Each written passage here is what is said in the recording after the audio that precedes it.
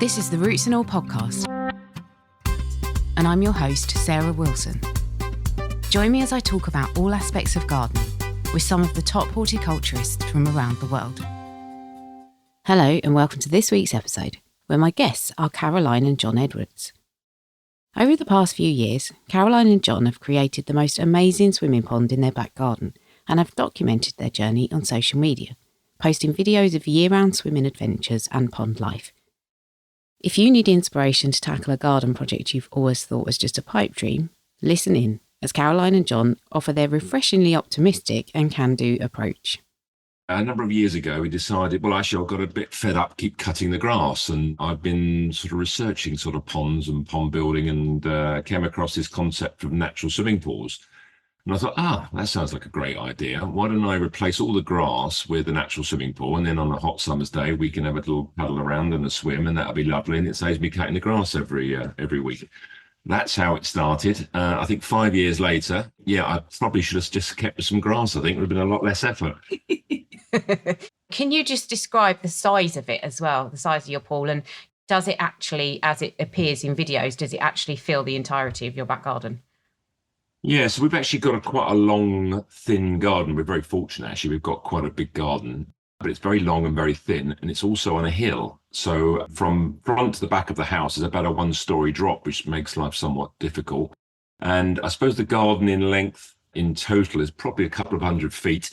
And I would think it's probably 50 or 60 feet wide. And I would say the pool we built probably takes up just under half of that space, I would say. And it's roughly about, I'm going to go back into metric mode now, about 14 meters at its longest and about 9 meters at its widest. And the swimming area is just over 2 meters deep. So it's a fairly sizable object in the garden, I would say. Yeah. It dominates, but it dominates in a really beautiful way. But it hasn't always been like that. So John suddenly one day hired a digger. I had no idea that we were going to be doing this, but he loves sort of suddenly doing big challenges like that. So it didn't surprise me. And I was actually quite excited about the thought of it until he started digging it. And obviously there's tons and tons of earth that had to come out of that hole. And we had 3 dogs at the time, and suddenly their garden they had nowhere to run. It was devastating. It did look like a battlefield at one point. I think, again, you forget when you start digging soil, obviously that soil expands sort of 3 or 4 times in terms of volume. And I hadn't quite appreciated, stupidly looking back at it, as Caroline was saying, it was very much a sort of spur of the moment, right, let's do it now. And Caroline was initially supportive until she saw these mounds and mounds of soil everywhere. And I thought, my God, I'm going to get rid of it all. So we ended up sort of building up the levels down the lower part of the garden and making a bit of a bank to sort of keep the pond retained. Because, as I said, we live on a hill. And of course, the further you start digging, you've got to sort of build up the ground level as you go further down the garden, if you see what I mean. So, it was quite an enormous piece of landscaping, that's for sure. Yeah, and I think our neighbours, they kept sort of looking over the fence to see what on earth we were doing, because it's very unusual. I mean, a few people up here have got normal pools, chlorine-filled pools, turquoise pools, and they could see us digging and digging and digging. I don't think they knew what on earth we were trying to achieve. Yeah. And nor did I at the time. Yeah, they've got these sort of manicured gardens all around us. And then, again, it reminded me a bit like The Good Life, where Tom and Barbara suddenly started rotivating their back garden, and Margot and Jerry were watching on in horror. I think we had a similar sort of experience, and particularly, as I said, we were trying to level the ground for the pool to go down. And at one point, I think I met the neighbour over the fence, and he was staring at my knees on a mound of mud. So, that was quite an interesting conversation. But, they all took it in very good spirit. Yeah, they must have done. I mean, I'm guessing it didn't cause any problems in terms of, additional runoff into their gardens where you changed the levels and things. No. So we sort of cut and filled where the slope was, and quite a few people have done that. And actually, again, on the left of us, they'd done that with the swimming pool where they struggled to dig it. They ended up raising the ground. So, again, they were great, no problems at all. And we made sure all the water runoff and the overflows were done to sort of soakaways and other parts of the garden where it was going to cause a problem. So, it worked out very well. That is quite a feat of engineering. Did you do it all yourself, and did you have experience in that? Well, bizarrely, back in the day, I was actually a heating engineer. So we're quite like messing around with pipes and plumbing and all that sort of stuff. So I thought, it can't be that difficult. So I read lots of books But I think, yeah, it's the scale. So I think I've got an optimistic view on things. It's only when you start getting into the dirty of it all, you think, oh my goodness, what have I actually taken on here? And then when you go to work and you come back and you see the garden looking like the Somme, it's, yeah, there were quite a few moments where I thought, oh my goodness, what have I actually done here? And you can't turn back, because once you've removed all the soil, you can't put it back in. Well, you could, but you're Well, quite committed. We were committed at that point. And I was trying to make sure that I was looking confident at all times in front of Caroline, because I didn't want to show there's any doubt or fear in me at that point. So yes, I'd say I'm quite an active DIY. I like big projects, and I like sort of challenging myself to do things by learning and researching and see how things work and see what you can achieve. But he also likes it to look aesthetically beautiful, which is the thing that I absolutely love. So the space is so stunning the way he's done it, actually, because it just looks so picturesque and beautiful, even in the winter. And that's what we love about the pond, is that all year round it looks absolutely stunning. You know, in the winter we swim in it. John dips, he's very Wim Hofy and gets in that freezing cold water, and so do I. And autumn, it looks beautiful. I mean, autumn's, you know, a lot of leaves fall in, so I have to go in and get the leaves out. But generally all year round you've got this beautiful changing, ever-changing thing in the garden, which just goes through the seasons with you. So it looks really beautiful out there. And it's funny actually how water, and I always hoped this would be the case, because I think we've always loved being by the sea and by being, you know, near water. And I think they say that water gives a lot of, you know, negative ions off, which again is very good for your well-being and mental health. And it's actually really true. And I think the space has completely transformed from pretty much a normal urban garden with grass that, you know, we're very lucky to have that. But actually, when you put water with it, something magic happens, I think. And as Caroline was saying, how it changes and evolves with the season, it's an ever moving landscape. The wildlife. So we've got newts. We've got so many beautiful things now that have come to find us, really. I mean, we never had newts before, but now in the spring we get them, and they leave in August. They leave the pond Summer, and it's yeah. in the summer. And, you know, beautiful dragonfly, deer come and drink from it at night. I mean, it's just absolutely stunning. Yeah. And you wonder where all these things must have gone before. So literally within the space of 3 weeks, suddenly the pool's full of newts. I'm like, well, where were they before? It's bizarre. And I love that they found us. That's so cute, I think. Thousands of them in there. So yeah, and again, it's it's just a really nice thing to have, and it just creates such a balance to the garden. And actually, I think it's becoming more popular, because when we first started the build 5 years ago, I had an Instagram account, and some people loved it, but other people like, oh, that's so weird, you must be swimming with snakes, and oh, that's really creepy. But I've recently, just a month ago, put the pond onto TikTok, and we've got millions of viewers that absolutely love it. And it's very rare that we get people that say, oh God, you're swimming in a swamp. Whereas 5 years ago, people didn't really get the concept. And I think, you know, people are, with the cold swimming craze, I think people are getting much more into this whole natural way of being without chemicals, which is what we've achieved. Talking of the newts, that was actually one of my questions that I was going to ask you further on. And that is, how do you cope with wildlife? And your house is, as you say, the whole thing is beautiful, and your house naturally kind of integrates with the pond as well, and the whole thing just flows from one to the other. And I wondered how much it flows back the other way. Do you actually end up with things like midges or newts in your house? You know, can you shut it out when you want to? I think, again, Karen gets quite a lot of comments about mosquitoes, you know, and all that sort of, but actually I can honestly say the water is very clean and very fresh. It's not stagnant. So mosquitoes would be attracted to stagnant water, and it's got this flow of air going through it. So the wildlife is always a joy. We always think it as a, you know, we're lucky that they've come and they're in there, really, and that we've created something that is drawing them in. So we don't get a house full of midges, definitely nothing horrible. We get the bats coming down to drink from it at night, which we just love it. We're just a bit in. Yeah, and that's what's amazing. You just sit there on a summer's evening or on a winter's day, or just sit on the deck and you just watch. It's quite mesmerising in many ways. That's what I'm saying. It's not just, you know, the newts, it's water striders, it's it's just teeming. I mean, I don't pretend I'm an expert on wildlife at all, but you just sit there and think, what's that? And then you get your phone out and take a picture of it, and you think, well, it's just incredible. You know, it really is a life giver. I think it's changed our life having it, really, because we spend most of our time outside, whereas we didn't before. We hardly used the grass. I mean, the kids have grown up, so they weren't using it for football anymore. It was just grass that John just had to keep cutting, or I keep cutting. So for us, it's just turned it into something, and it's more than we expected it would ever be. It's like a home resort for us. It's like going on holiday out there. And again, I remember when we had the whole lockdown situation was going, again, it was very stressful for lots of people in lots of different ways. And particularly we had a business and suddenly the world shutting down and all the pressures of that. And then suddenly you'd go out there and you think, well, you just instantly find calm and relaxation and just connect with nature. And again, a lot of people say about how that mental health is enhanced through that. And I think it's really true, actually. I was never a massive believer in all that sort of stuff. But actually, the more I've got into it, I'm 100% converted to it. And you don't have to have a massive garden, because you can build much, much smaller ones, sort of like the plunge pools. I mean, it's the same way we've done it, but you just, you don't have to have a big massive garden like we were lucky to have. Yeah, and I think even on a much smaller scale, as a little pond or as a little wet habitat for nature, it's definitely enhances the space 100%.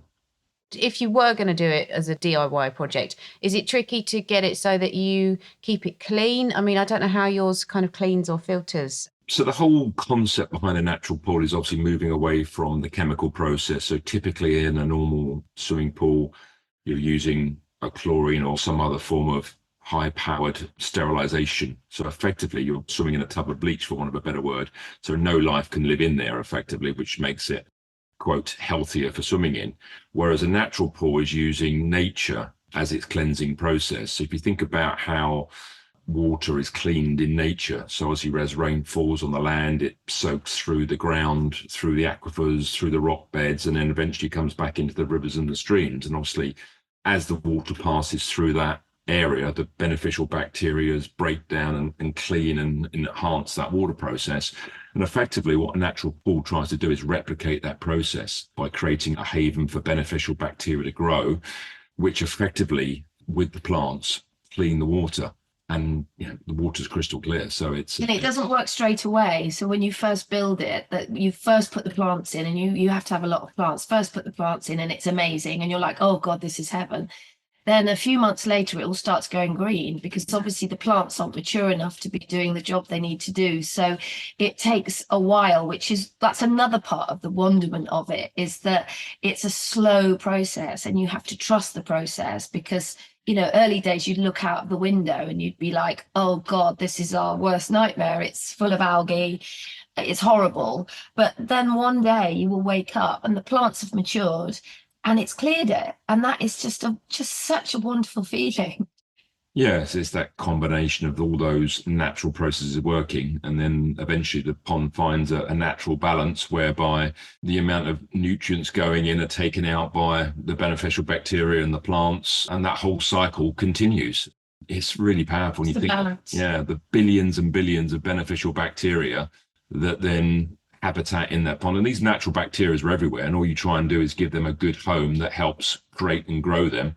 And natural bacteria, these nitrifying bacteria, like to live on wetted surfaces and big surface areas. So rocks and gravel, and moving a body of water through that with the introduction of oxygen, again, helps that process, along with the biodiverse range of plant life you get in there, creates this amazing natural cleansing process. And it really does replicate how things work in nature.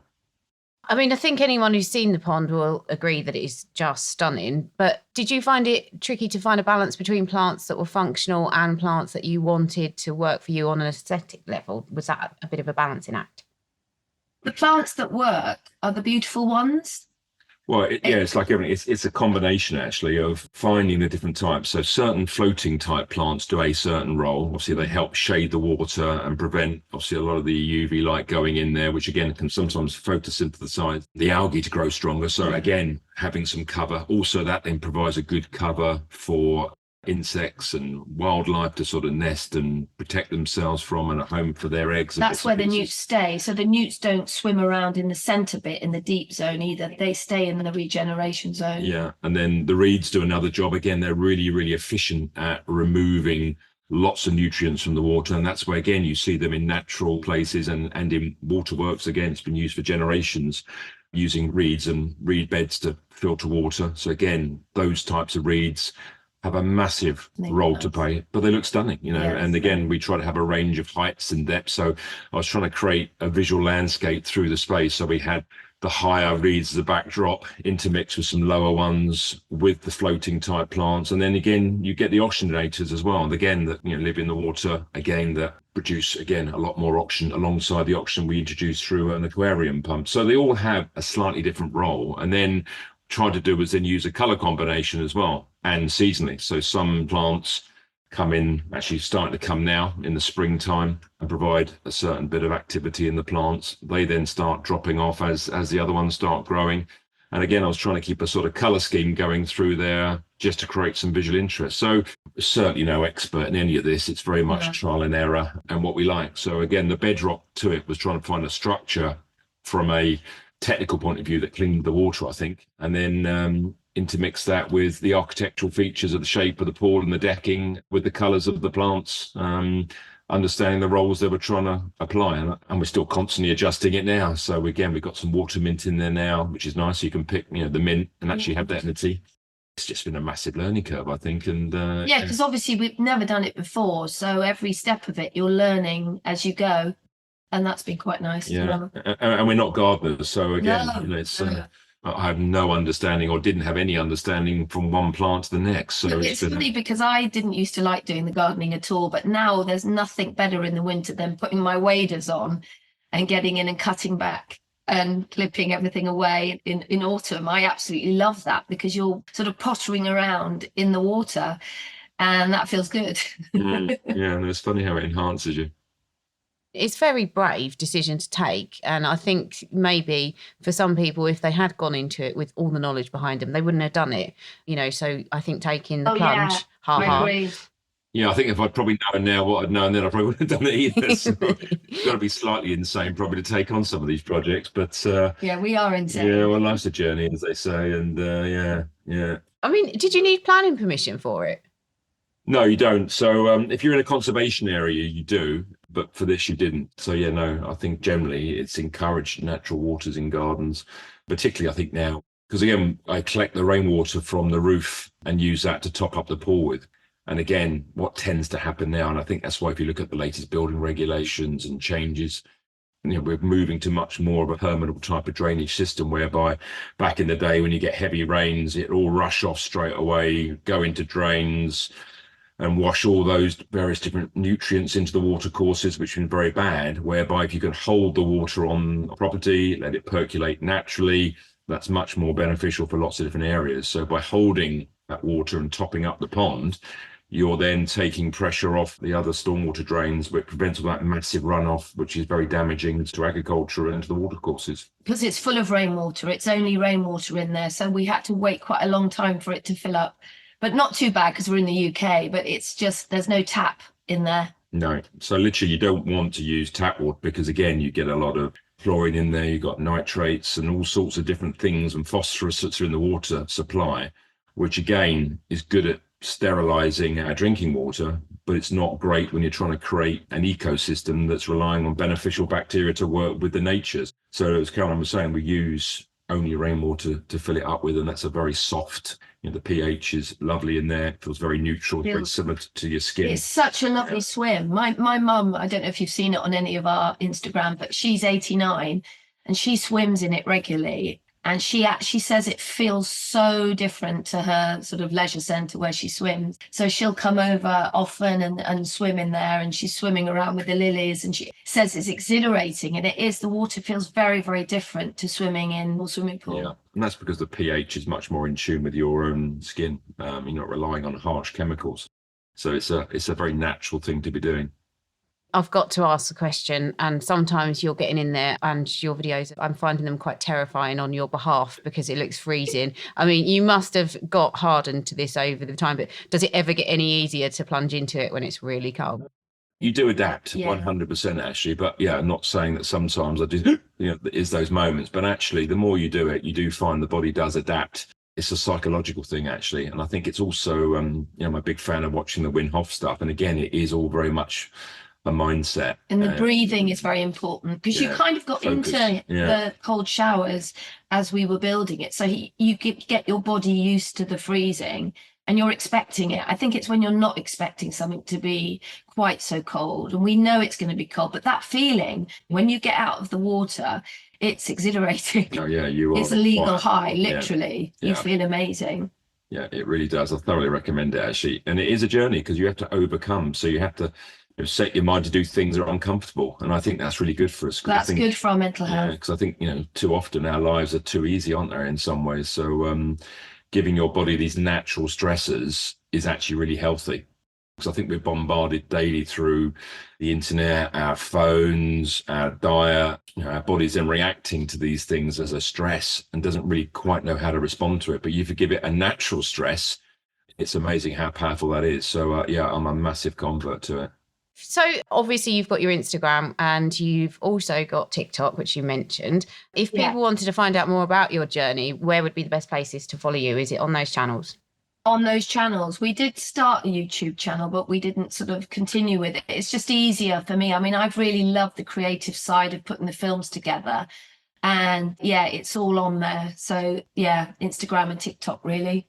And then she loves it. She's really good at it, actually. It's not my thing, but she's utterly brilliant at telling the stories and showing what I've done. So without her, we wouldn't have captured all that, actually, because I would have just sort of built it in isolation. But the fact we've got that record of it now has been quite amazing. And actually, it was my birthday a few months ago, and Caroline bought me this sort of amazing book whereby she took all the photos and turned it into a little book. And it's quite moving, actually, to see the journey and the experiences with the kids and how we built it, and some of the stunning pictures she's taken around there. It's like, wow, feels quite proud to have that. And we've got a memory of it forever. And also for us as a couple, it was a really lovely thing to do together, because obviously we were both working and it was weekends, evenings. John obviously did the lion's share of it, but it was a really bonding thing for us because, obviously you have the normal rows over. I mean, John is the most untidy worker, so he's very creative, clearly, but he works in such a disorganized fashion. So my job was kind of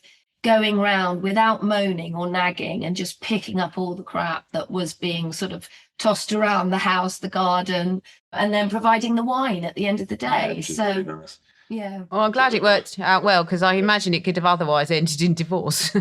Oh, yes. Yeah, very easily. Yeah, no. The trouble is the rest of the house now gone to rack and ruin. So, I've got to try and do some work finding, because again, the house, we've been here for about 15, 16 years now. It's been untouched. We spend all the time in the garden. Everyone online says, we'd love a house tour. And I'm thinking, no, you wouldn't. It's terrible. Oh, well, I look forward to seeing that journey next. Yeah, I'll vow to do the bathroom now. So, that's my next little project. Smoke and mirrors with us. Yeah, well done. I mean, it's a wonderful achievement, and it's a lovely thing to witness you moving through that and using that space. And I'm grateful that you've documented it, because it's a really, really lovely thing. Thank you. Thank you very much to Caroline and John for taking part in this interview. And as always, thank you to you for listening. And in fact, by the time you hear this, the podcast will have achieved its millionth download.